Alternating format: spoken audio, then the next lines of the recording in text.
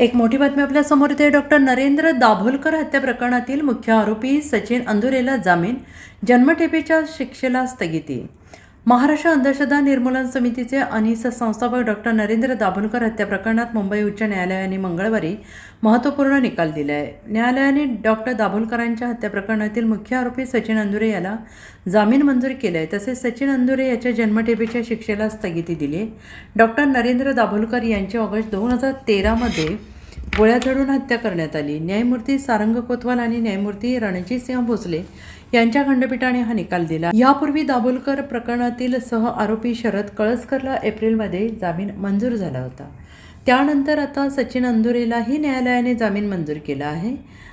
August 2013मध्ये Dabholkar यांची गोळ्या झाडून हत्या करण्यात आली आणि हा न्यायालयाचा निर्णय आहे. त्याबाबत सविस्तर माहिती घेऊन आम्ही सर्वोच्च न्यायालयात अपील करू.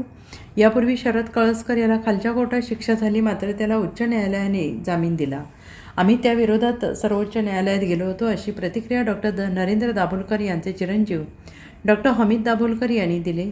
डॉक्टर नरेंद्र दाभोलकर हे अंधश्रद्धा निर्मूलनासाठी काम करणारे सामाजिक कार्यकर्ते आणि महाराष्ट्र अंधश्रद्धा निर्मूलन समितीचे संस्थापक होते. 20 ऑगस्ट 2013 रोजी सकाळी पुण्यातील ओंकारेश्वर परिसरातील महर्षी विठ्ठलरामजी शिंदे पुलावर मॉर्निंग वॉक करत असताना दुचाकीवरून आलेल्या 2 हल्लेखोरांनी त्यांच्यावर गोळ्या झाडल्या. त्यात त्यांचा मृत्यू झाला. सुरुवातीला या प्रकरणाचा तपास पुणे पोलिसांकडे होता. त्यानंतर 2014मध्ये मुंबई उच्च न्यायालयाच्या आदेशानंतर CBIने तपास हाती घेतला. तपासादरम्यान अनेक आरोपींची नावे समोर आली. कटाचा तपास करण्यात आला. 10 मे 2024 रोजी पुण्यातील विशेष न्यायालयाने सचिन अंदुरे आणि शरद कळसकर यांना दाभोलकर यांच्या हत्येप्रकरणी दोषी ठरवून जन्मठेपेची शिक्षा आणि प्रत्येकी 5 लाख रुपयांचा दंड सुनावला.